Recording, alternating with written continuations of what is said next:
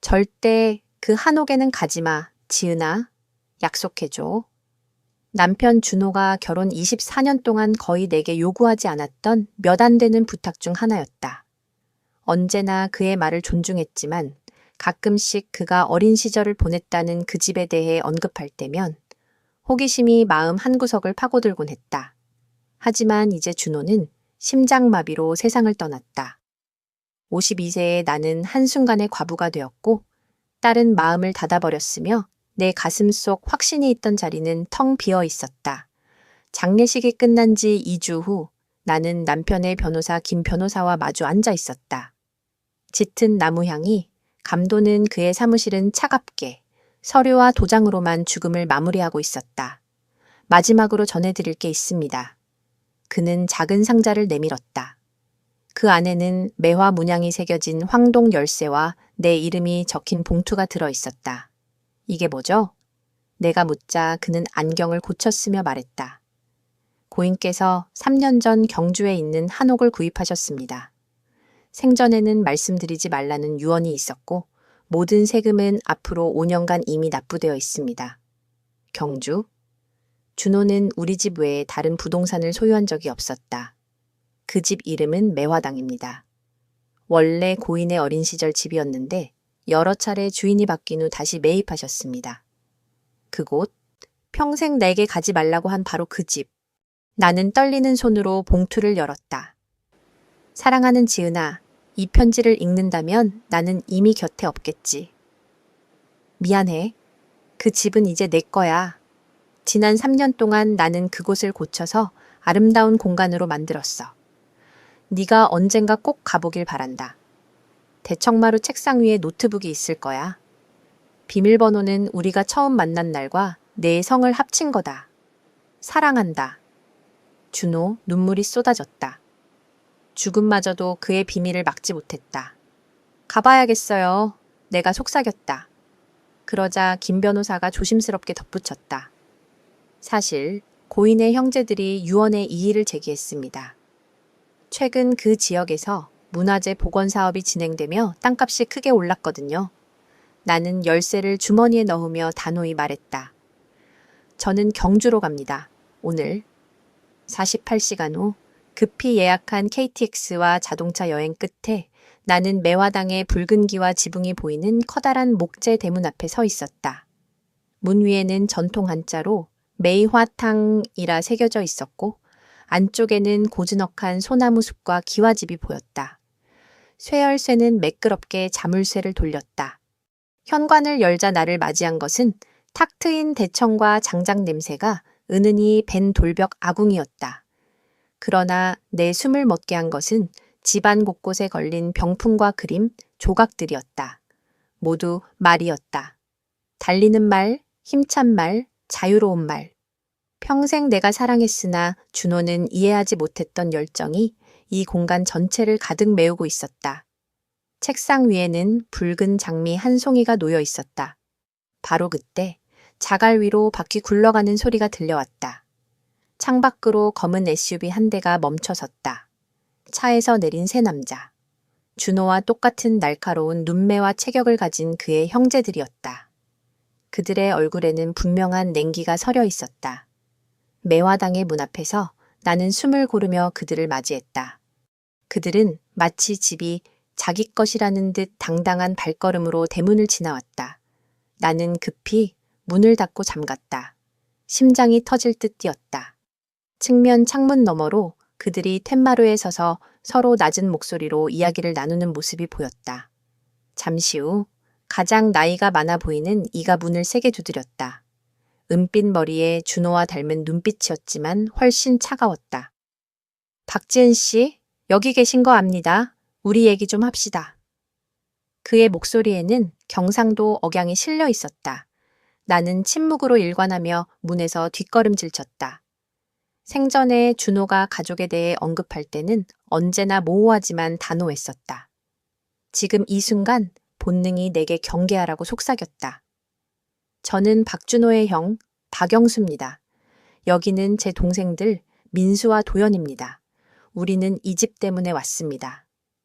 역시나. 그들이 찾아온 이유는 오직 매화당이었다. 나와의 인연이나 남편의 죽음은 그들에게 중요하지 않았다. 내 시선은 자연스레 책상 위 노트북으로 향했다. 답은 그들과 함께 있지 않았다. 나는 비밀번호를 입력했다. 화면이 켜지며 내 이름이 붙은 폴더가 나타났다. 폴더 안에는 수백 개의 영상 파일이 날짜별로 정리되어 있었다. 첫 번째 파일을 열자 화면 가득 건강하고 환한 미소의 준호가 나타났다. 병색이 짙던 마지막 날들과는 전혀 다른 모습이었다. 지은아, 네가 이 영상을 본다는 건 내가 더 이상 곁에 없다는 뜻이겠지. 결국 매화당에 왔구나. 그는 특유의 장난스러운 웃음을 지으며 말했다. 네가 결국 참지 못할 줄 알았어. 김 변호사가 말해줬겠지. 눈물이 차올랐다. 앞으로 1년 동안 너 혼자 남겨질 날들을 위해 내가 매일 하나씩 영상을 남겨뒀어. 내가 말하지 못했던 모든 걸 이제는 차근차근 전해줄 거야. 창밖에서는 형제들이 다시 움직이고 있었다. 서류를 꺼내들고 언성을 높였다. 준호의 목소리가 이어졌다. 3년 전 나는 확장성 심근병증 진단을 받았어. 의사는 2년에서 5년밖에 남지 않았다고 했지. 하지만 너와 딸에게 말하지 않았다. 동정 속에서 살고 싶지 않았으니까. 나는 마지막 순간까지 평범한 일상을 너와 함께하고 싶었다. 분노와 슬픔이 동시에 밀려왔다. 그가 내게 준비할 기회를 주지 않았다는 사실이 너무도 아팠다. 네가 화난 거 알아. 하지만 내가 숨긴 건 거짓이 아니라 사랑 때문이었다. 영상 속 준호의 얼굴이 굳어졌다. 내 형제들은 이 집을 탐낼 거야. 원래는 관심도 없던 곳이지. 하지만 최근에 경주 일대가 세계문화유산 복원 사업으로 땅값이 급등했어. 그제야 욕심을 낸 거다. 하지만 걱정 마. 아버지가 돌아가시기 전 나는 합법적으로 이 집을 사들였어. 형제들은 몰랐지. 그게 바로 법적 분쟁의 이유다. 밖에서 형제가 창문에 서류를 들이대며 법원 문서라 주장했다. 준호는 이어서 말했다. 이 책상 서랍 맨 아래 파란 파일에 모든 서류가 들어있다. 매화당은 내 거야. 누구도 빼앗을 수 없어. 그의 목소리가 다시 부드러워졌다. 하지만 지은아, 이 집을 지킬지 팔지는 네가 결정해. 난 단지 내게 아름다운 공간을 남겨주고 싶었을 뿐이다. 혹시 네가 원하지 않는다면 짐이 되지 않길 바란다. 그 순간 마당에 경찰차가 들어섰다. 경주경찰서라는 표식이 붙어 있었다. 형제들의 얼굴에는 불만과 동시에 묘한 안도감이 스쳤다. 마지막으로 마국간을 봐. 네가 평생 좋아했던 말 6마리를 위해 전문가들을 고용해 돌보게 해두었다. 네가 있든 없든 그들은 안전할 거야. 이것이 내 마지막 선물이다. 영상은 준호의 미소를 마지막으로 멈췄다. 동시에 문 두드리는 소리가 다시 들려왔다. 이번에는 경찰의 권위적인 목소리가 함께했다. 박지은 씨, 경찰입니다. 문을 열어주시죠. 나는 깊게 숨을 들이마시고 노트북을 닫았다. 서랍에서 파란 파일을 꺼내들고 현관으로 향했다. 바로 그때 휴대폰이 울렸다. 화면에는 딸 수진의 이름이 떴다. 나는 잠시 망설이다가 전화를 받았다. 수진아, 지금은 통화하기 힘들어. 엄마, 왜 아빠의 집과 그 복원사업 이야기를 나한테 숨겼어? 수진의 목소리는 분노로 떨리고 있었다. 삼촌들이 방금 나한테 전화했어. 유산 분쟁에 협조하면 공정한 보상을 주겠다고 했어. 대체 무슨 일이야? 그들이 벌써 내 딸에게까지 손을 뻗쳤다는 사실이 나를 송두리째 흔들었다. 그 순간 내 안에서 무언가 날카롭고 단단한 모성애가 치솟았다. 그들은 나뿐 아니라 아직 슬픔에 잠긴 내 딸까지 흔들려 하고 있었다. 나중에 다 설명해 줄게. 하지만 지금 당장 하나만 약속해. 어떤 서류에도 서명하지 마. 어떤 합의에도 동의하지 마. 그 사람들은 우리 편이 아니야. 엄마, 혹시 돈 때문이라면 이건 돈의 문제가 아니야. 수진아. 내 목소리가 스스로 놀랄 만큼 확고해졌다. 이건 네 아버지가 남기고 싶었던 뜻이야. 제발 나를 믿어. 잠시 침묵이 흘렀고 이어서 딸이 한숨 섞인 목소리로 대답했다. 알았어. 하지만 꼭 다시 전화해. 나는 전화를 끊고 현관을 열었다. 경찰관 한 명이 서 있었고 그의 뒤에는 여전히 냉정한 눈빛의 형제들이 서 있었다. 박지은 씨시죠? 저는 경주경찰서 소속 김순경입니다. 이분들이 법원에 현장 확인 명령서를 가지고 왔습니다. 나는 평정심을 잃지 않으려 애쓰며 미소를 지었다. 준호가 늘 내게서 존경했던 그 강인함을 떠올리며. 알겠습니다, 순경님. 하지만 먼저 이걸 확인해 주시면 좋겠습니다. 나는 파란 서류철을 내밀었다. 준호가 이 순간을 예상하고 남겨둔 서류였다. 가족 재산 분쟁은 복잡합니다. 아마 제 재수 씨가 감정적으로 흔들린 상태라.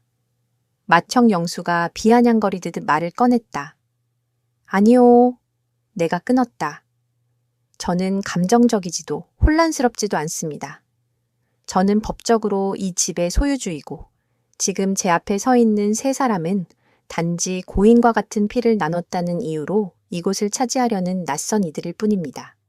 경찰관은 조용히 서류를 검토했다. 잠시 후 그의 얼굴에 변화가 스쳤다. 이 문서들은 적법해 보입니다.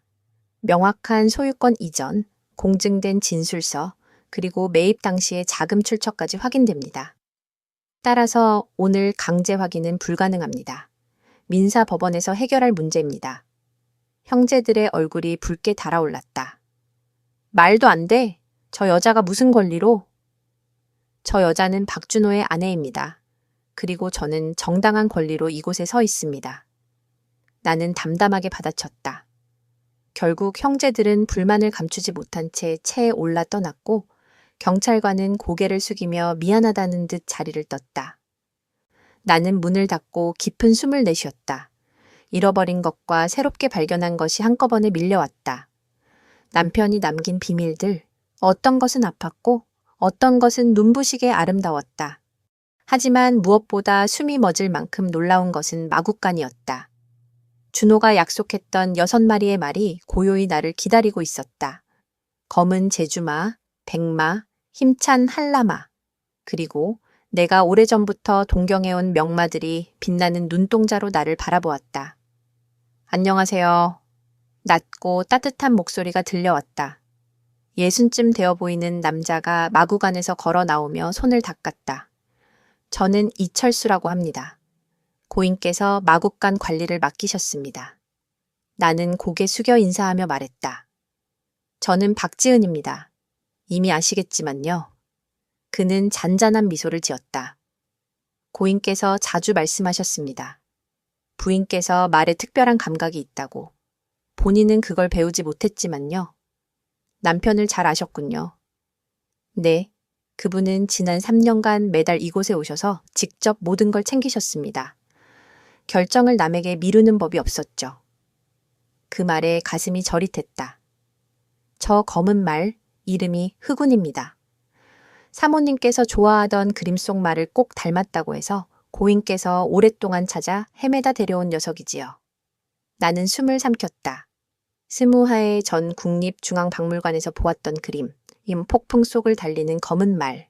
그 앞에서 내가 오래 머물렀던 것을 준호가 기억하고 있었던 것이다. 혹시 남편이 건강 이야기를 꺼낸 적 있나요? 내가 조심스럽게 물었다. 이철수 씨의 표정에 그림자가 드리웠다. 직접적으로는 아니었지만 지난 반년 동안은 마치 시간을 다투듯 동일하시더군요. 밤낮 없이 집을 고치고 새로운 걸 덧붙이고 자신만 아는 시안과 싸우는 듯 했죠. 그 말은 칼날처럼 내 가슴을 파고들었다. 하지만 동시에 그가 마지막 순간까지 나를 위해 무엇을 만들고자 했는지 알 수 있었다. 나는 그 사실을 온몸으로 받아들였다. 어제 그의 형제들이 왔었어요. 내가 조심스레 말하자 이철수 씨의 얼굴이 굳어졌다. 그 사람들이 말입니까? 요즘 경주 일대 땅값이 문화재 복원 사업 덕분에 치솟자 수십 년 동안 발길조차 안 하던 이 집에 갑자기 관심을 보이고 있죠. 원래는 준호 씨를 얕잡아 보던 사람들이었는데 그는 마구간 문을 단단히 잠그며 계속 말했다. 맏형 영수는 서울에서 투자회사를 운영하고 언제나 준호 씨를 은근히 무시했습니다. 둘째 민수는 변호사로 말은 번지르르 하지만 속이 뻔히 보이는 사람이죠. 막내 도연은 금융권에 종사하며 늘 형의 그림자처럼 살아왔습니다. 셋 다 어려서부터 준호 씨를 괴롭혔습니다.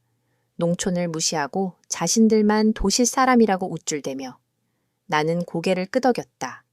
준호가 평생 말하기를 꺼리던 상처들이 하나둘 선명해졌다. 그들은 반드시 다시 올 거예요. 내가 혼잣말처럼 중얼거리자 이철수 씨도 무겁게 고개를 끄덕였다. 하지만 걱정 마세요. 고인은 늘 세 발짝 앞서 준비하는 분이셨습니다. 집으로 돌아온 나는 억지로 아침을 챙겨 먹은 뒤 노트북을 켰다. 오늘의 영상이 기다리고 있었다. 화면 속 준호는 서재에 앉아 있었다. 좋은 아침이야, 지은아. 잘 잤지? 오늘은 너를 위한 공간을 보여주고 싶어. 그는 카메라를 들고 복도를 지나더니 내가 아직 가보지 않은 동쪽 별채 끝 복도 앞에 멈췄다. 이 방은 너만을 위한 거야. 열쇠는 침실 머리맡 서랍에 있어. 은으로 된 말 문양 열쇠를 찾아봐. 나는 영상을 멈추고 침실로 달려가 서랍에서 은빛 열쇠를 발견했다.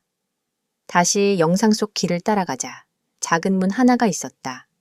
열쇠를 돌리자 부드럽게 문이 열렸다. 숨이 멎었다. 그곳은 햇살 가득한 미술 작업실이었다. 커다란 창문이 북쪽을 향해 있어 빛이 일정했고 이젤, 캔버스, 물감, 붓이 정갈하게 준비되어 있었다. 20년 전 나는 그림을 그리던 꿈을 접고 교사로 일하며 가정을 지탱해왔다. 언젠가 다시 하리라 다짐했지만 그 약속은 삶 속에서 점점 잊혀갔다. 영상 속 준호의 목소리가 이어졌다. 네가 처음 포기한 건 그림이었지. 한 번도 불평하지 않았지만 나는 언젠가 꼭 돌려주리라 마음먹었어. 이 공간은 내 거야. 눈물이 차올랐다. 나는 창가로 다가갔다. 벤치 아래 작은 장을 열자 낡은 화구 상자가 있었다. 떨리는 손으로 뚜껑을 여니 내가 대학 시절 그린 그림들이 고스란히 보관되어 있었다. 이사 과정에서 잃어버렸다고 생각했던 모든 작품들. 맨 위에는 졸업 전 마지막으로 완성했던 자화상이 있었다. 가능성과 빛으로 가득한 눈빛의 젊은 여인이 나를 바라보고 있었다. 그 옆에는 작은 쪽지가 있었다. 그 여인은 여전히 네 안에 있어. 나는 공간을 마련했어. 나머지는 내 몫이야. 나는 편지를 가슴에 꼭 끌어안았다. 준호는 나를 끝까지 보았고 나조차 잊어버린 나를 기억해 주었다. 그 순간 마당에서 차 소리가 들렸다. 창밖을 내다보니 검은 SUV와 은빛 세단이 들어오고 있었다. SUV에서 내린 사람들은 익숙한 얼굴들, 준호의 형제들이었고 뒤따른 세단에서는 수진이 내렸다. 딸은 당당한 걸음으로 그들과 악수하고 있었다. 나의 수진, 준호의 딸. 그의 검은 머리와 나의 고집스러운 턱선을 닮은 그녀가 그들을 향해 환하게 웃고 있었다. 잠시 전까지 내 가슴을 채우던 평온이 산산조각 났다. 이 싸움은 이제 단순히 유산의 문제가 아니라 우리 가족의 문제로 번졌다. 휴대폰에 메시지가 도착했다. 엄마, 나 도착했어. 삼촌들이랑 들어가. 얘기 좀 해야 돼. 나는 준호의 쪽지를 주머니에 넣고 작업실 문을 잠근 뒤 현관으로 향했다. 곧 딸이 문을 열고 들어오며 나를 끌어안았다. 엄마, 이 집 믿을 수가 없어. 왜 아빠는 우리에게 아무 말도 안 했던 거야? 내 대답을 기다리기도 전에 영수가 앞으로 나섰다. 준호와 닮은 눈빛이었지만 더 날카롭고 차가운 기운이 서려 있었다. 아침 햇살 속에서 영수는 의도적으로 부드러운 목소리를 냈다. 박지은 씨, 어제는 서로 오해가 있었던 것 같습니다. 우리도 갑작스러웠고 당신도 놀라셨을 테니까요. 하지만 그의 눈빛에는 계산적인 기운이 서려 있었다. 옆에 선 민수와 도연은 표정 없는 얼굴을 유지했지만 민수의 손에는 가죽 서류 가방이 꼭 쥐어져 있었다. 수진아, 나는 영수를 무시하고 딸을 바라보았다. 우린 아빠의 형제들과 직접 만나기 전에 먼저 얘기하자고 했잖니? 수진은 살짝 얼굴을 붉혔다. 아침에 또 전화가 왔어. 조건이 너무 합리적이라. 직접 들어보는 게 맞다고 생각했어. 그녀의 턱이 살짝 들리며 사춘기 시절 통금 시간을 어기던 때의 고집스러운 표정이 떠올랐다. 게다가 그분들도 내 가족이잖아. 어제까지 존재도 몰랐던 가족이란다. 내가 부드럽게 말했다. 그건 아빠가 우리에게 숨겼기 때문이야. 이렇게 큰 짓까지 감춘 것도 그렇고. 엄마, 뭔가 이상하지 않아? 아빠는 또 뭘 감추고 있었던 걸까? 그 질문은 너무도 가까웠다. 준호가 남긴 영상 속 진실, 병, 매화당, 그리고 나를 위한 비밀스러운 선물. 그것은 사랑에서 비롯된 것이지 기만이 아니었다. 네 아버지는 형제들과의 관계가 복잡했어. 거리를 두었던 건 이유가 있어서. 영수가 손을 휘휘 저으며 끼어들었다. 옛날 얘기는 다 그런 법입니다. 형제끼리 갈등이야 흔하죠? 이제는 함께 나아가야지요.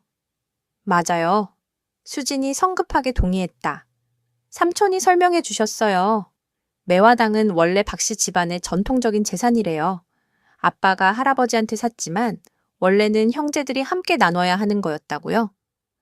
나는 한숨을 삼켰다. 고작 하루 만에 딸은 이미 그들의 논리를 되뇌고 있었다.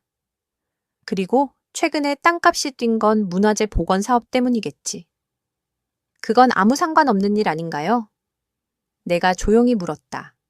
민수가 서류 가방을 열며 나섰다. 문화재 개발과 토지 권리 문제는 복잡합니다. 우리는 아주 공정한 합의안을 준비했어요. 고인의 뜻도 존중하고 집안의 전통도 살리자는 거죠. 영수가 손을 딸의 어깨에 올리며 말을 보탰다. 세상사 원만하게 풀리는 게 좋지 않겠습니까? 박지은 씨께 3분의 1, 따님에게 3분의 1, 그리고 우리 형제들이 나머지를 나누는 겁니다. 모두가 이기는 셈이지요. 수지는 기대에 찬 눈빛으로 나를 바라봤다. 엄마, 이 말이 맞는 것 같아. 우리한텐 이 큰 집이 필요 없잖아. 팔고 나면 평생 걱정 없이 살 수 있어. 네 아버지는 이 집을 오직 나에게 남겼어. 나는 영수의 시선을 정면으로 받아치며 말했다. 형제들에게도 당신들에게도 아니라. 감정 때문에 혼동하시는 겁니다. 영수가 능숙하게 맞받았다. 고인은 말년에 제대로 된 판단을 하지 못했어요. 내 안에서 불꽃 같은 분노가 치솟았다. 내 남편은 마지막 순간까지 가장 또렷한 정신을 지녔던 분이었어. 그때 도연이 처음으로 입을 열었다. 그렇다면 왜 모든 걸 숨겼을까요? 아내와 딸에게조차? 왜 변호사와 복잡한 절차를 거쳤을까요? 정상적인 선택 같진 않군요. 나는 영상 속 작업실, 복원된 집, 그리고 세밀하게 준비된 서류들을 떠올렸다. 그 어떤 것도 혼란의 흔적은 없었다. 오직 사랑의 의지만 있었다. 엄마, 이번엔 수진이 조심스레 말했다.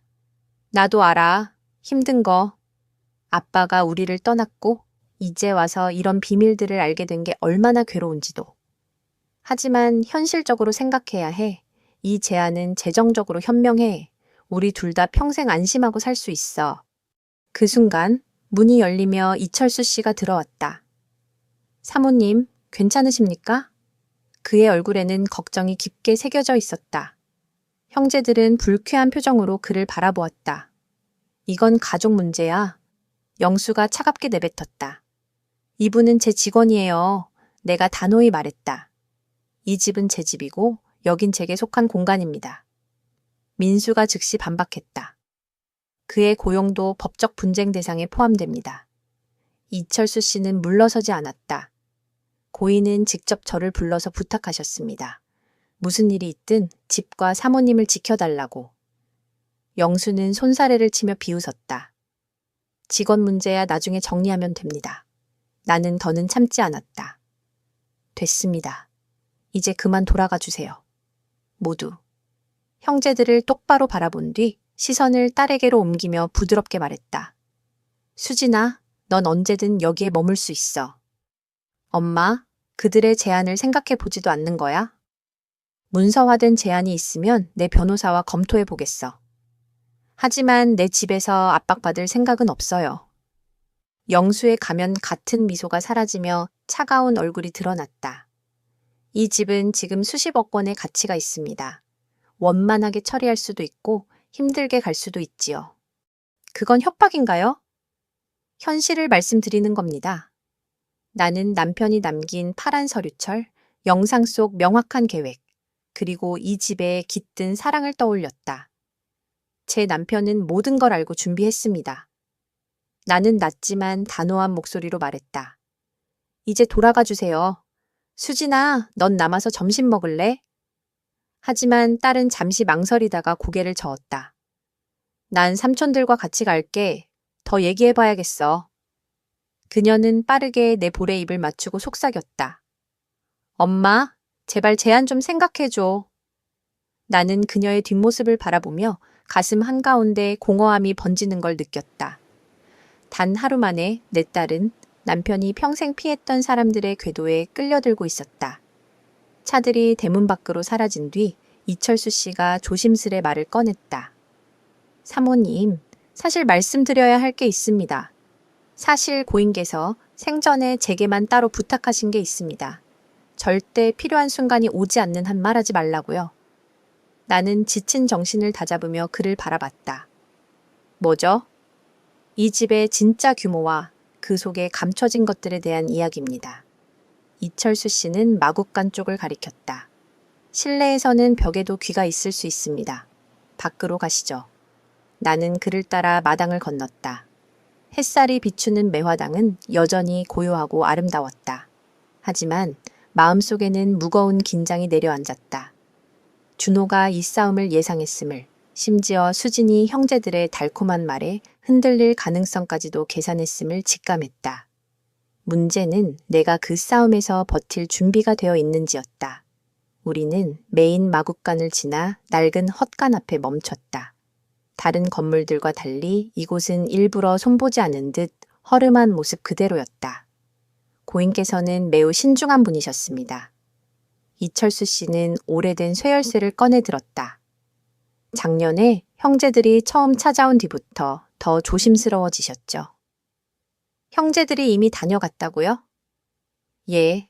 주변 땅에서 개발 사업 소식이 들리자 불쑥 찾아왔습니다. 그때 고인은 미술 작업실 공사를 직접 감독하고 계셨는데 수염을 기른 탓에 형제들은 처음엔 못 알아봤죠. 그의 말에 가슴이 저릿했다. 내가 학교에서 문학을 가르치며 평범한 일상을 보낼 때 준호는 병마와 싸우며 이곳을 만들고 또 형제들의 탐욕까지 막아내고 있었던 것이다. 그 후 고인께서는 설계도를 바꾸셨습니다. 바로 이곳부터요. 철문이 열리자 헛간 안은 평범해 보였다. 볕단, 낡은 농기구, 햇살에 부유하는 먼지들. 그러나 그는 곧 구석으로 벼단을 치우더니 땅에 박힌 문짝을 드러냈다. 작년 겨울에 설치한 겁니다. 일꾼들은 땅굴 저장고인 줄만 알았죠. 무거운 문을 열자 지하로 내려가는 튼튼한 나무 계단이 나타났다. 나는 호기심과 두려움이 뒤섞인 채 그 뒤를 따라 내려갔다. 스위치를 켜자 희미한 전등이 깜박이며 긴 콘크리트 터널이 드러났다. 이곳을 고인께서는 보험이라 불렀습니다. 제 눈에는 천재적 발상이지요. 터널 끝에는 커다란 콘크리트 방이 있었고 사방벽에는 지도와 서류들이 가득 걸려 있었다. 중앙에는 책상과 컴퓨터, 옆에는 서류 캐비닛들이 줄지어 있었다. 여기가 바로 준호 씨의 전략실입니다. 나는 벽에 걸린 지도를 바라봤다.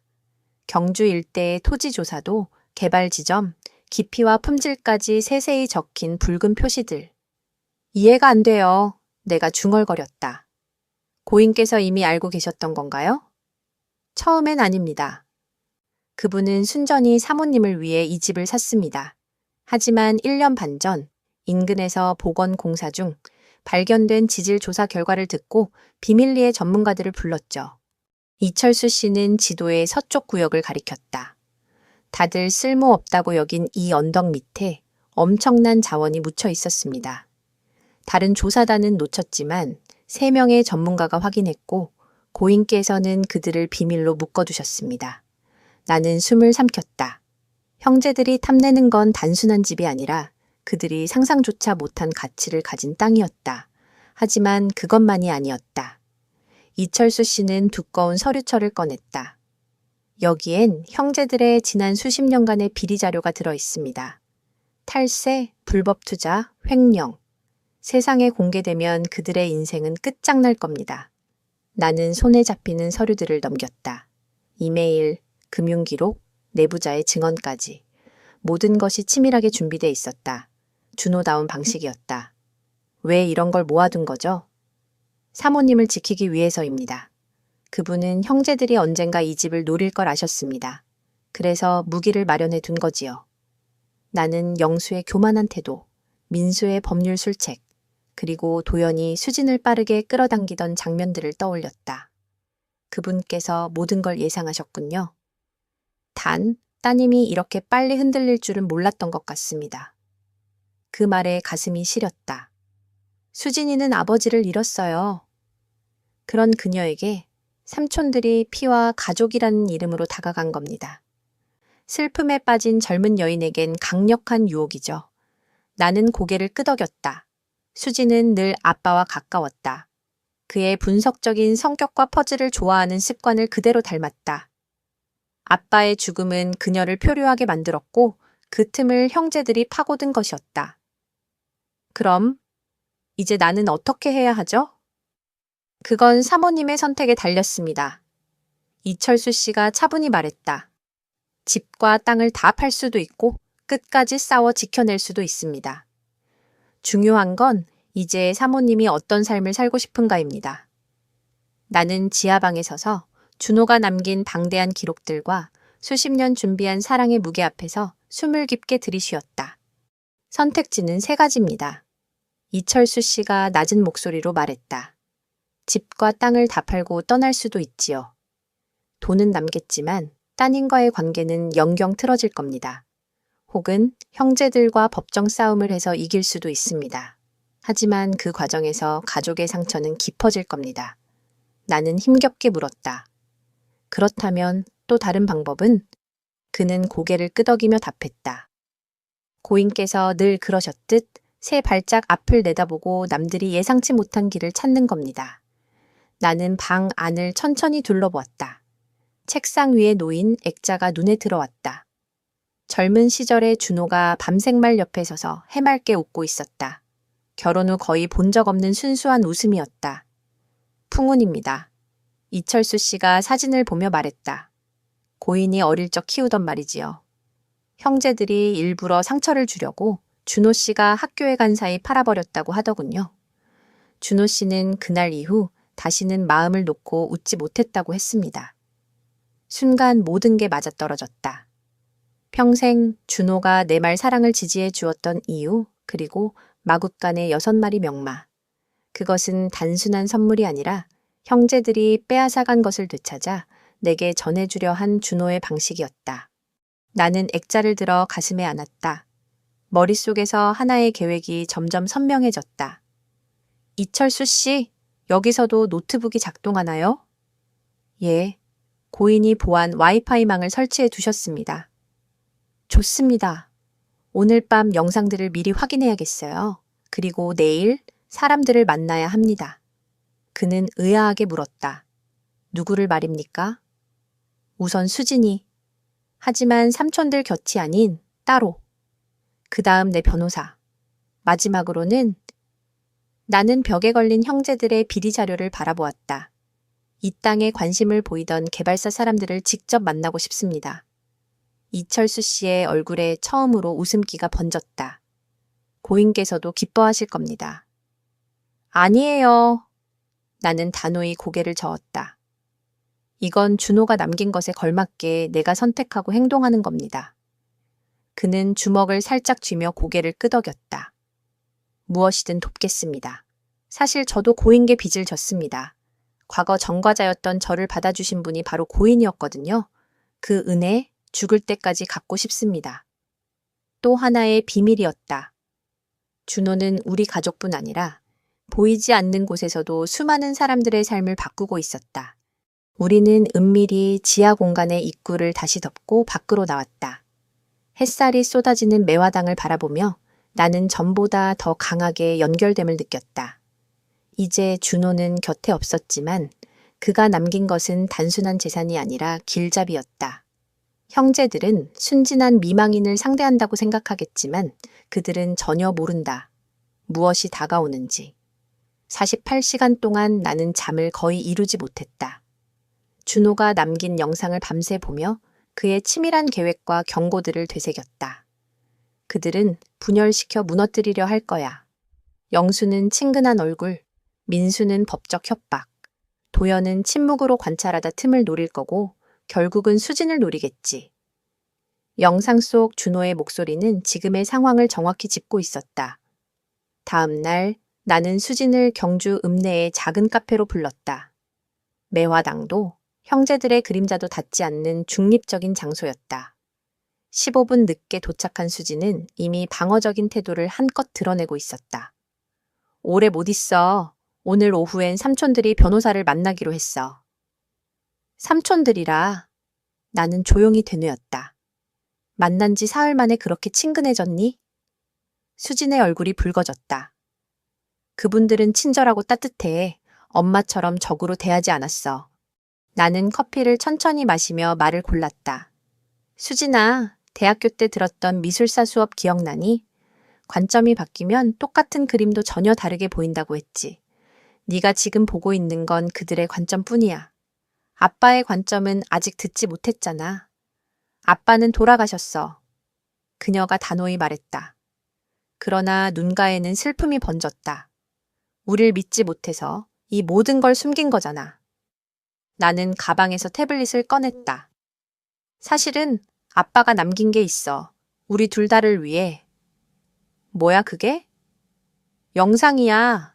수백 개의 메시지. 아빠가 떠난 뒤 우리에게 전해주려 준비한 것들. 그녀의 얼굴이 창백해졌다.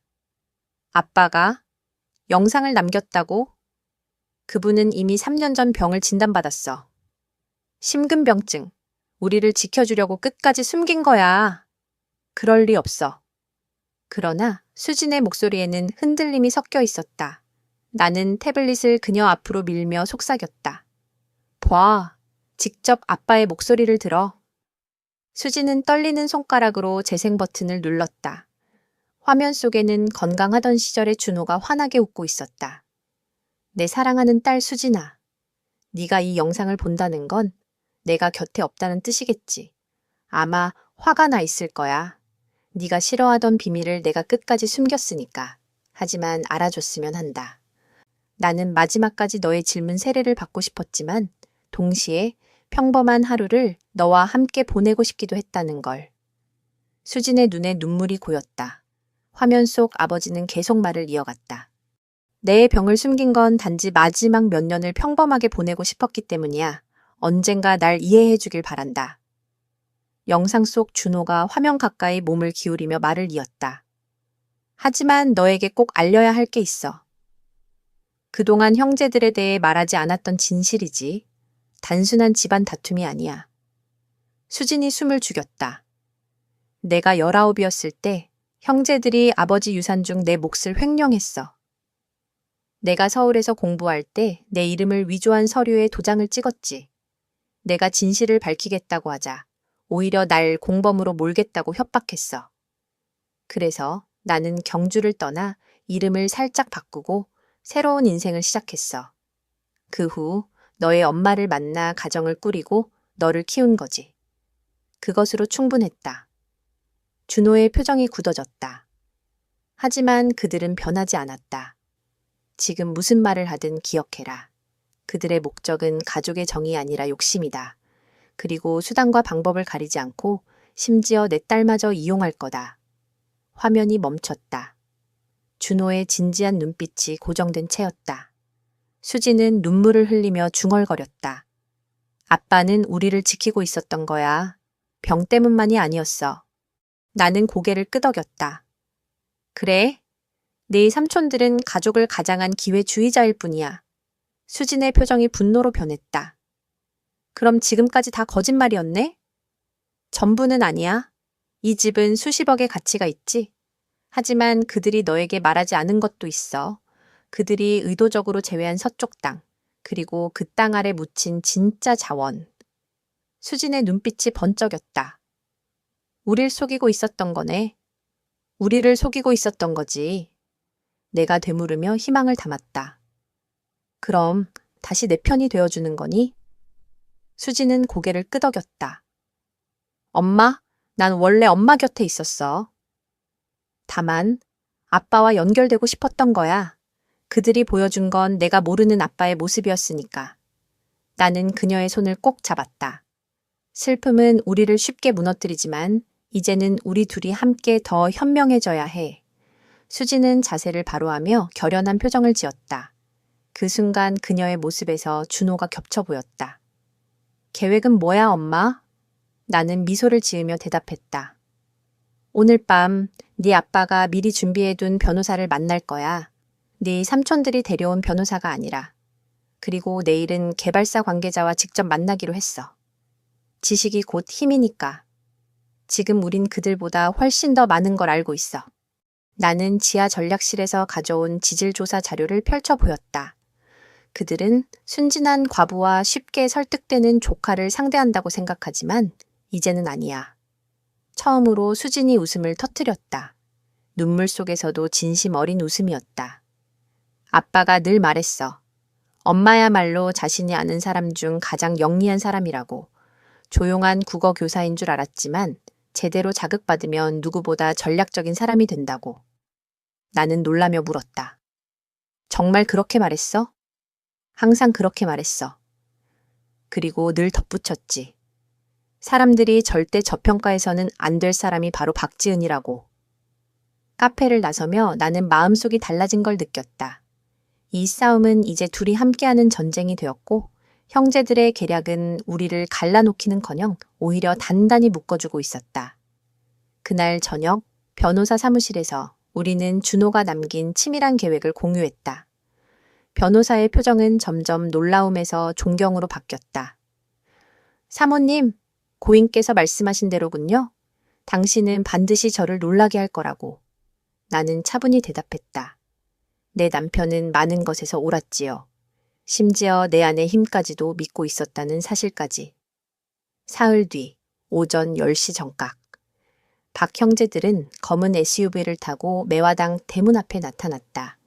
그 뒤에는 낯선 은색 세단이 따라왔는데 아마도 그들의 변호사나 재무 고문일 것이다. 나는 한옥 거실 창가에서 그들을 내려다보았다. 오늘은 평소의 편한 옷이 아니라 맞춤 정장을 차려입었다. 더 이상 슬픔에 잠긴 미망인이 아닌 강력한 상대자로 서기 위해. 왔네. 내가 속삭이자 주방에서 수진이 파란 드레스를 입고 나왔다. 손목에는 아버지의 오래된 시계가 반짝였다. 준비됐어, 엄마? 완벽해.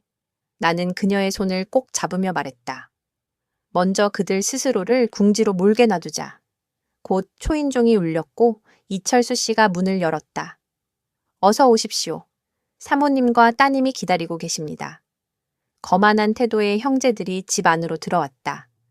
앞장선 영수, 서류 가방을 든 민수, 말없이 뒤따르는 도연. 그 뒤에는 은발의 고급 정장을 입은 낯선 남자가 따르고 있었다. 박지은 씨, 영수가 미소를 지으며 고개를 끄덕였다. 하지만 그의 눈빛은 여전히 날카롭고 차가웠다. 영수의 눈빛에는 억지로 지은 미소가 번졌다. 이 자리에 응해주셔서 감사합니다. 이분은 남해에너지의 대표 최성훈 사장입니다. 업계 전문가의 의견을 함께 듣는 게 좋을 거라 생각했습니다. 나는 속으로 피식 웃었다. 기름값과 채굴 비용, 숫자로 나를 압박하려는 전형적인 수, 예측 가능한 수법이었다. 배려해 주셔서 고맙네요. 나는 부드럽게 대답했다. 식당에 자리를 마련해 두었습니다. 모두 들어오시죠. 형제들과 최 사장이 집안을 둘러보며 고개를 끄덕였다.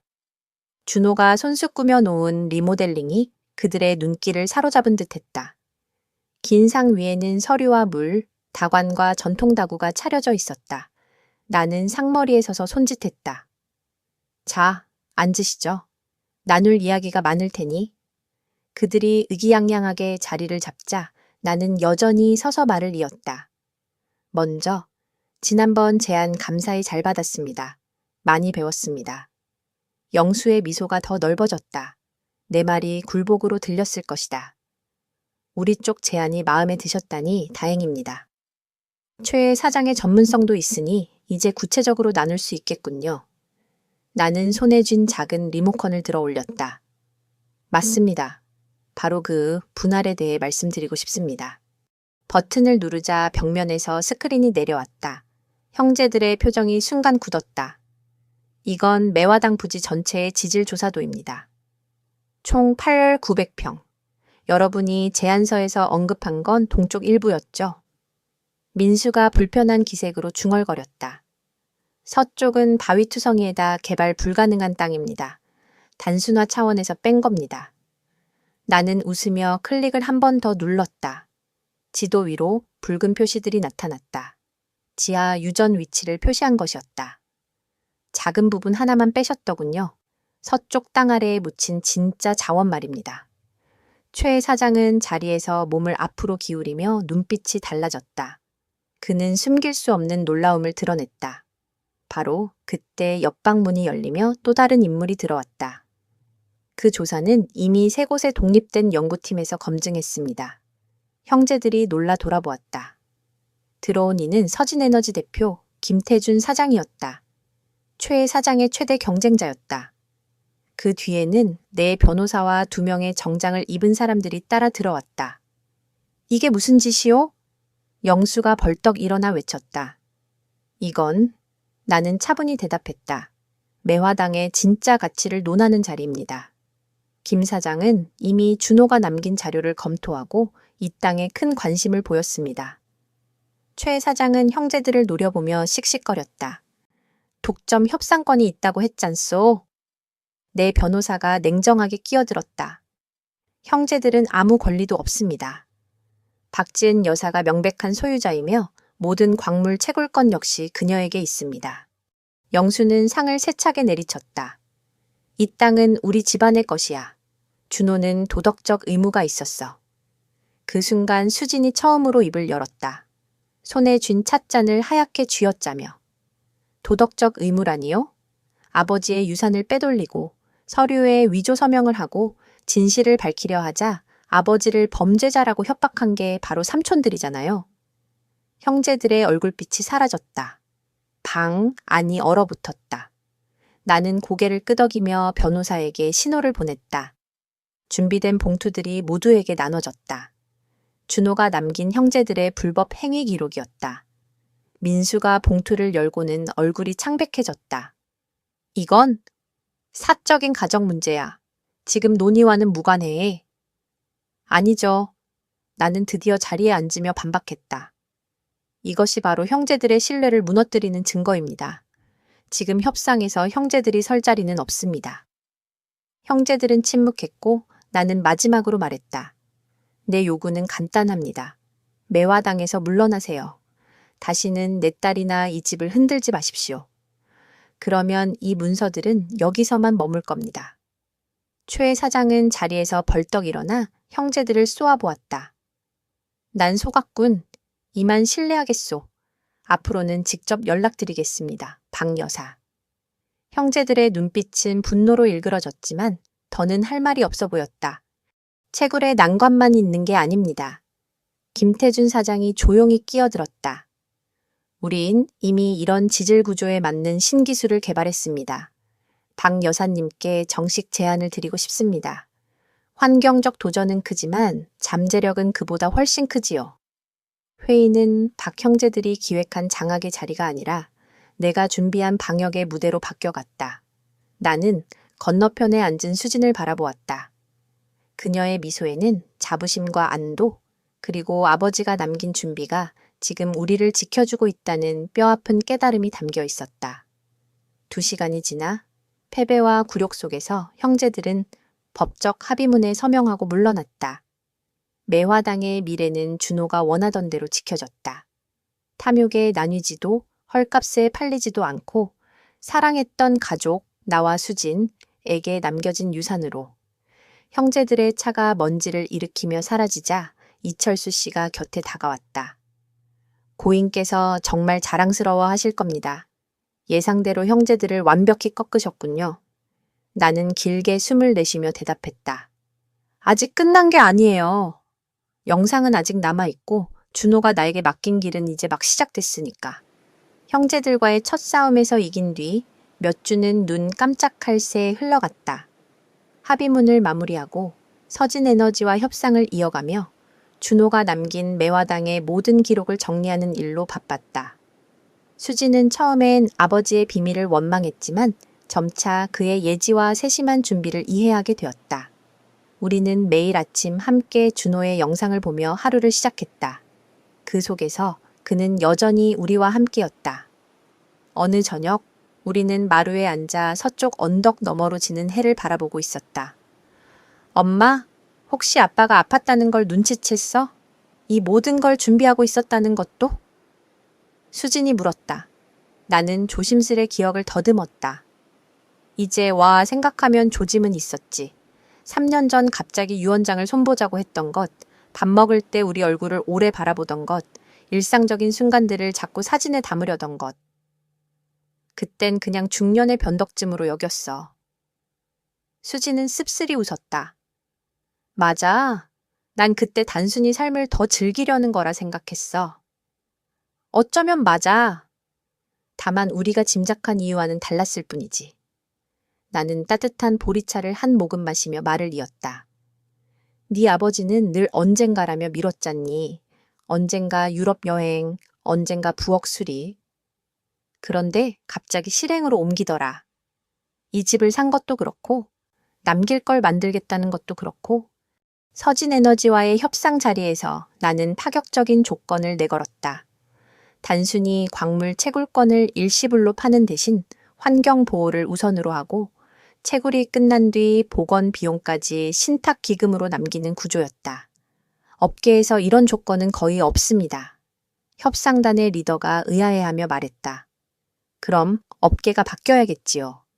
나는 준호의 담담한 어조를 빌려 답했다. 석유는 수백만 년 동안 그 땅에 있었어요. 우리 방식대로 책임있게 뽑아내기 전까진 그대로 두겠습니다. 뜻밖에도 김태준 사장은 흥미를 보였다. 고인께서 생전에 부인께서 환경과학을 전공하셨다고 하셨습니다. 그래서 이런 조건을 내실 거라 예측하시더군요. 또 하나의 흔적. 준호는 이미 생전에 업계 사람들과 물밑에서 이야기를 나누며 이 순간을 준비해 둔 것이었다. 한 달 후 나는 준호가 마련해둔 화실에 서 있었다. 북쪽 창으로 쏟아지는 빛이 이젤 위에 빈 캔버스를 감싸고 있었다. 20년 만에 붓을 다시 잡은 손은 서툴렀지만 점점 자신감을 되찾아갔다.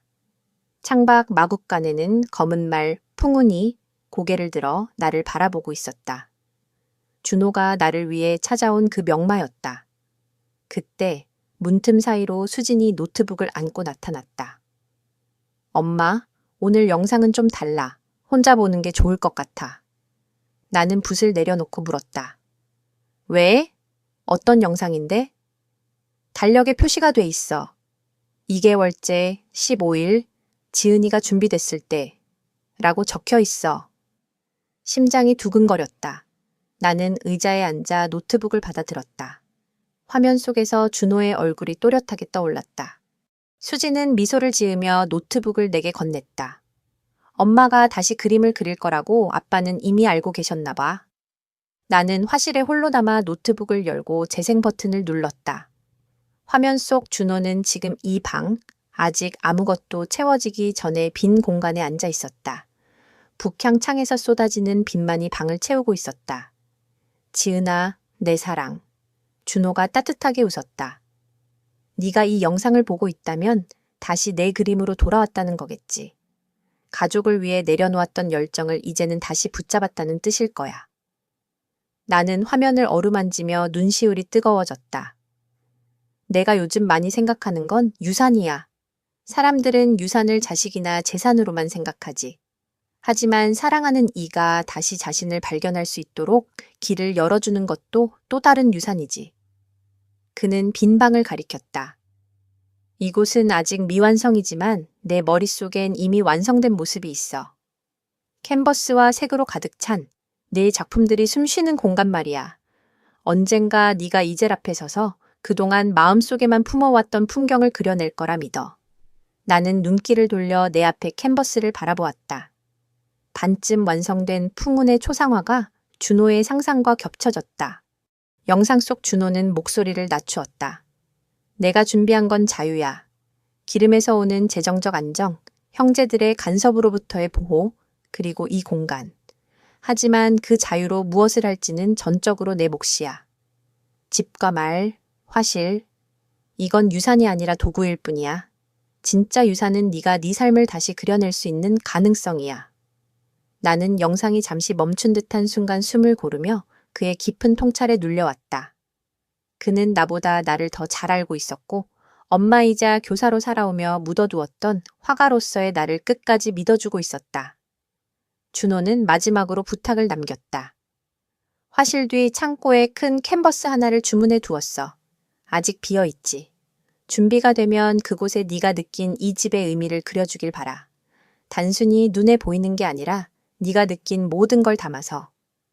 영상은 익숙한 인사로 끝났다. 내일 또 보자, 내 사랑. 나는 창고를 열어 실제로 커다란 비어있는 캔버스를 발견했다.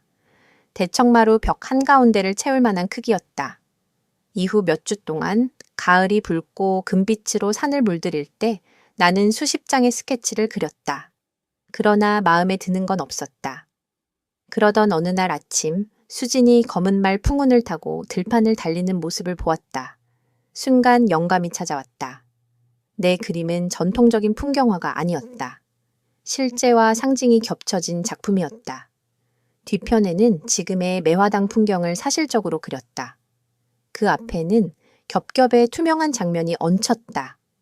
버려졌던 옛집, 준호가 어린 시절 지켜야 했던 낡은 농가, 그리고 그보다 오래전부터 이 땅을 지켜온 세월.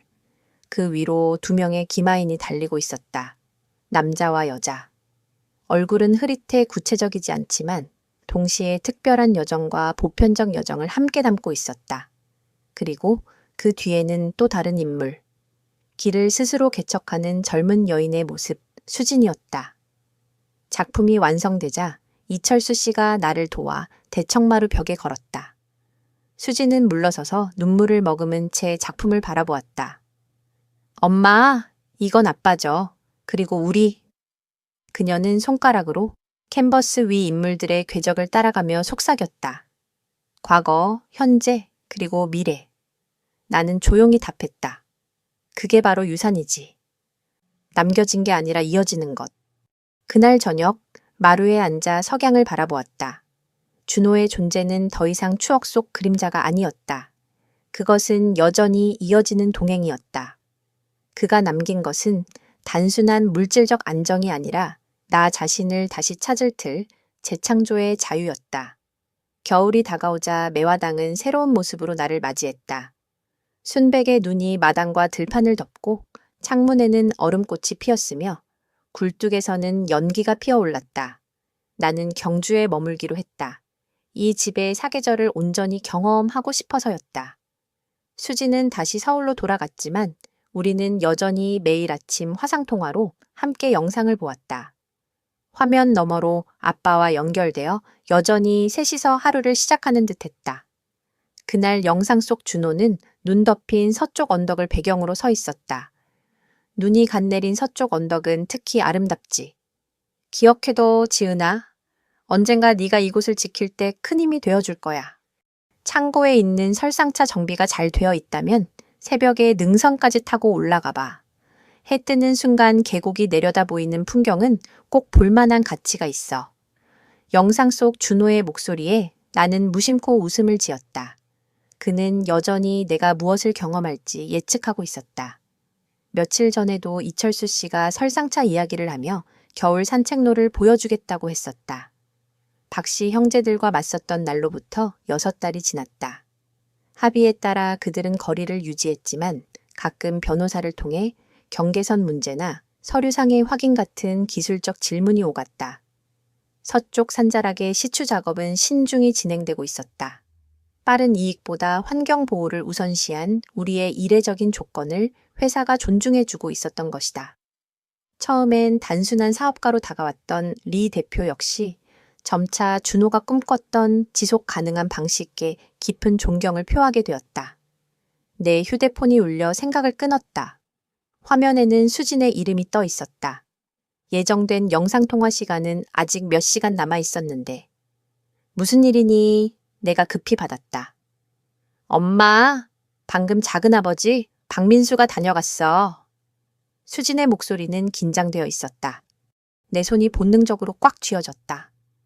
민수가? 무슨 일로 온 거야? 겉으로는 사과하러 왔다고 했어. 예전에 나를 엄마와 갈라놓으려 한 걸 미안하다고. 그런데 대화 내내 은근슬쩍 묻는 거야. 매화당에 자주 가는지, 주변에 이상한 움직임은 없는지. 혹시 뭐라도 말했니? 아니요, 그냥 얼버무렸어. 근데 엄마, 느낌이 안 좋아. 정찰 같았어. 겨울 공기와는 상관없는 싸늘한 기운이 등골을 훑었다. 지난 몇 달 동안 조용했던 박씨 형제들. 너무 조용했다. 나는 이철수 씨에게 즉시 알리고 보안 강화를 지시했다. 변호사에게도 연락해 이번 방문이 합의 위반일 경우 법적 절차를 준비하라고 했다. 그리고 엄마, 민수가 말하길 큰아버지 박영수가 심장 수술을 받아야 한대. 가족이 함께 해야 하지 않겠냐며 동정을 유도하려 했어. 나는 가슴이 철렁했다. 준호를 앗아간 바로 그 병, 유전성 비대성 심근병증. 어쩌면 영수도 형제들에게 숨기고 있을지 모른다. 수진아, 조심해야 해. 진짜일 수도 있고 또 다른 술수일 수도 있어. 나도 그렇게 생각했어. 그녀는 깊게 한숨을 내쉬었다. 아빠 쪽 가족을 이렇게 의심해야 한다는 게 싫어. 원래 가족이란 게 이런 게 아니잖아. 전화를 끊은 뒤 나는 창밖으로 눈 덮인 마당을 내다보았다. 불길한 예감이 마음을 짓눌렀다. 박씨 형제들은 이미 무자비하고 교활하다는 걸 증명했다. 이번 침묵은 단순한 후퇴가 아니라 새로운 공세를 위한 준비일지도 모른다. 나는 다시 헛간 밑에 비밀 공간으로 내려갔다. 준호가 남긴 서류들과 지도를 보며 혹시 이런 상황까지 예상했는지 찾기 위해서였다.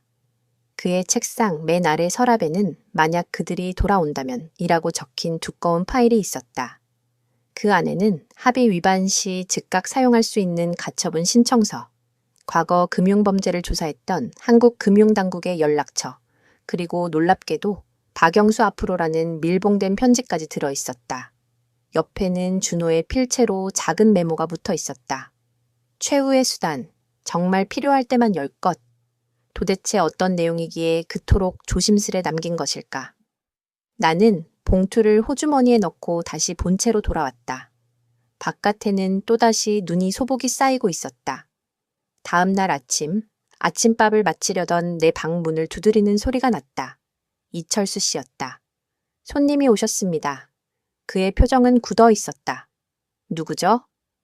박씨 형제 전부, 그리고 처음 보는 남자 둘이 함께 왔습니다. 대문 앞에서 개인적인 가족 문제라며 들어오길 요구하고 있습니다. 나는 거실 큰 창으로 다가가 멀리 대문 앞을 보았다. 검은 SUV와 소박한 세단 한 대가 멈춰 있었다. 정말 무슨 꿍꿍이일까? 내가 중얼거렸다. 좋을 건 없을 겁니다. 이철수 씨가 단호히 대답했다. 하지만 문전박대하는 것보다 우리가 주도권을 쥔 채로 상대하는 게 나을 겁니다. 나는 무심코 주머니 속 봉투를 만지작거렸다. 보안팀은 눈에 띄지 않게 배치하세요. 본체까지만 접근을 허락하고 다른 건물엔 발도 못 들이게 하세요. 그가 고개를 끄덕이며 나가자 나는 변호사에게 먼저 연락을 취했고 이어서 수진에게도 알렸다. 엄마, 내가 당장 내려갈까요? 아니, 나는 단호하게 말했다. 내 자리는 지금 서울이야. 여긴 내가 막을 테니 걱정하지 마. 여긴 오지 마. 이게 그들의 노림수일 수 있어. 나는 스스로에게 그렇게 말하며 창밖을 바라보았다. 대문이 열리자 검은 SUV와 소박한 세단이 긴 흙길을 따라 천천히 다가왔다. 침착함을 되찾기 위해 침실로 들어가 서랍을 열었다. 준호가 이런 순간을 대비해 남겨둔 작은 장치, 전통 놀이개처럼 보이는 디지털 녹음기. 나는 브로치 모양의 그것을 저고리 기세에 단단히 고정했다. 주머니에는 밀봉된 편지를 넣었다. 초인종이 울릴 때 나는 대청과 이어진 거실의 안락의자에 앉아 정면 현관을 마주했다. 이철수 씨가 문을 열어 예의 바르게 손님들을 맞았다. 먼저 들어선 사람은 맏형 박영수. 지난번보다 눈에 띄게 수척했고 구릿빛 피부 아래 잿빛이 비쳤다. 뒤이어 박민수, 박도연이 표정 없는 얼굴로 들어왔다. 마지막에는 가죽 서류 가방을 든 남자와 검은 의료 가방을 든 중년 의사가 뒤따랐다. 박지은 씨, 영수가 고개를 숙여 인사했다. 목소리에는 예전 같은 기세가 없었다. 예약 없이 찾아뵈어 죄송합니다. 가족이란 원래 예고 없이 오지요. 나는 담담히 말했다. 앉으세요. 이철수 씨, 손님들께 차를 내주세요. 그들이 맞은편 소파에 앉는 동안 나는 민수가 슬쩍슬쩍 영수를 살피는 불안한 눈빛을 보았다. 오늘의 용건이 맏형에게 쏠려 있다는 건 분명했다. 이철수 씨가 주방으로 사라지자 영수가 바로 입을 열었다. 돌려 말하지 않겠습니다. 저는 비대성 심근병증 진단을 받았습니다. 우리 집안에 내려오는 그 병 말입니다. 상태가 상당히 진행됐고 6개월 내에 개입이 없으면 위험하다는군요. 치료를 받으면 몇 년은 더 버틸 수 있다고 합니다. 그는 옆에 의사를 가리켰다. 이분은 담당 심장내과 한지훈 교수고 이쪽은 제 개인 변호사 박윤석입니다. 건강이 안 좋으시다니 유감입니다. 나는 조심스럽게 대꾸했다. 하지만 그 일로 왜 매화당까지 오셨는지는 모르겠군요. 영수가 형제들과 눈빛을 주고받더니 의사가 앞으로 몸을 내밀었다. 박 여사님, 유전적 요인과 희귀 혈액형 때문에 이식대기에서 적합한 공여자를 찾기 어렵습니다. 박준호님은 지표상 매우 적합한 매칭이었을 가능성이 큽니다. 그리고 동일 가족력이 있는 경우 따님 수진 씨 또한 높은 확률로 조직 적합성 검사가 필요합니다. 그제야 그들의 진짜 목적이 선명해졌다. 제 딸에게 검사를 하겠다고요? 나는 또렷하게 되물었다. 브로치 속 녹음기가 매 순간을 담고 있으리라. 민수가 매끄럽게 끼어들었다. 단순한 혈액 검사입니다. 침습적인 절차는 아니고요. 만약 적합 판정이 나오면 그 다음은요? 내가 밀어붙였다. 영수가 낮은 목소리로 말했다. 생체간 이식을 고려해 주셨으면 합니다. 공여자는 일정 부분만 이식하고 간은 수개월 내에 재생됩니다. 위험은 크지 않. 나는 잠시 말을 잃었다. 당신들은 이 집을 빼앗으려 거짓과 반쪽 진실로 우리를 흔들었지요. 그 뒤로는요? 이제는 제 딸에게 큰 수술을 요청한다고요? 당신을 위해서? 영수의 얼굴에 미세한 수치심이 스쳤다. 오해하지 마십시오. 우린 여전히 가족입니다. 피는? 피. 나는 준호의 영상에서 들었던 말들을 떠올리며 천천히 따라했다. 맞아요. 피는 이어줍니다. 다만 당신들이 생각하는 방식은 아니지요. 나는 주머니에서 밀봉된 편지를 꺼냈다. 영수의 눈동자가 흔들렸다. 준호가 당신에게 남긴 겁니다. 정말 필요한 순간에만 전하라고 했습니다. 오늘이 바로 그 순간 같군요. 영수는 편지 봉투를 뚫어져라 바라봤다. 준호가? 나에게? 네. 합의서 하나로 당신들이 멈출 거라 생각하지 않았던 모양입니다. 그는 모든 경우의 수를 계산했어요. 이 경우까지도. 거실을 가르는 정적. 의사는 난처한 기색으로 의자 끝에 앉아 가방을 움켜쥐었고 변호사는 서류를 만지작거리다 손을 멈췄다. 민수와 도연은 서로를 힐끗거렸다. 나는 편지를 쥔 손을 조금 낮추며 또렷하게 말했다. 봉투를 건네기 전에 확인하고 넘어가죠. 당신들이 원하는 건 이겁니다. 6개월 전 우리를 속이려 했던 바로 그 입으로 제 딸, 그 어린 여자를 다시 검사실로 끌고 가겠다는 것. 적합 판정이 나오면 장기 일부를 내달라고 요청하겠다는 것. 맞습니까?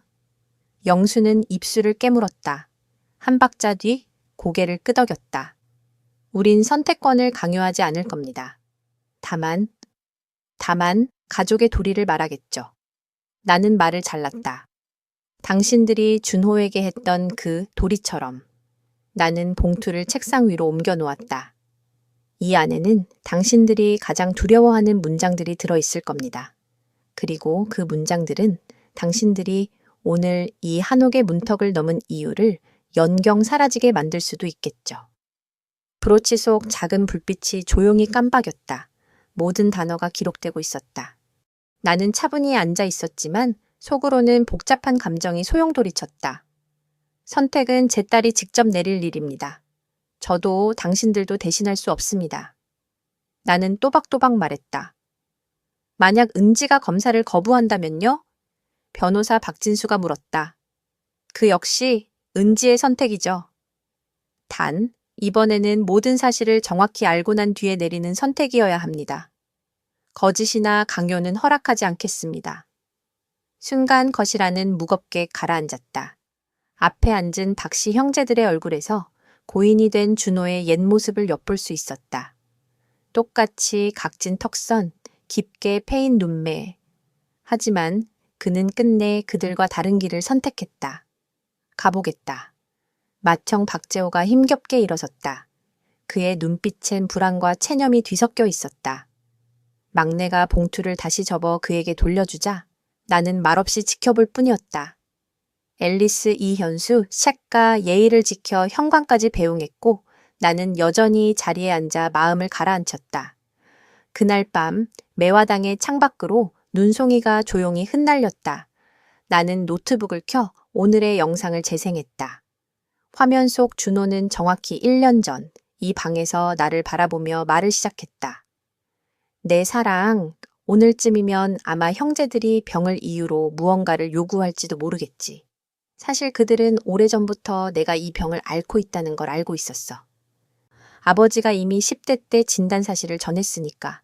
하지만 단 한 번도 도움을 주려 하지 않았지. 나는 숨을 삼켰다.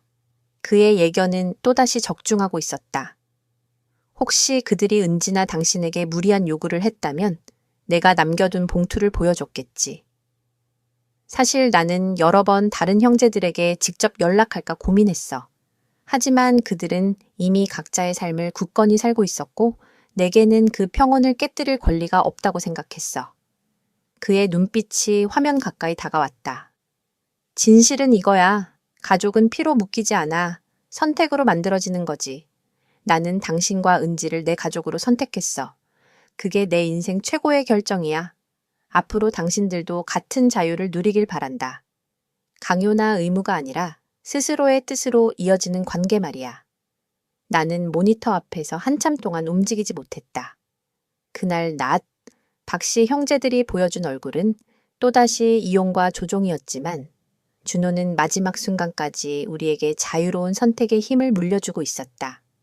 창밖에 쌓이는 눈을 바라보며 나는 알았다.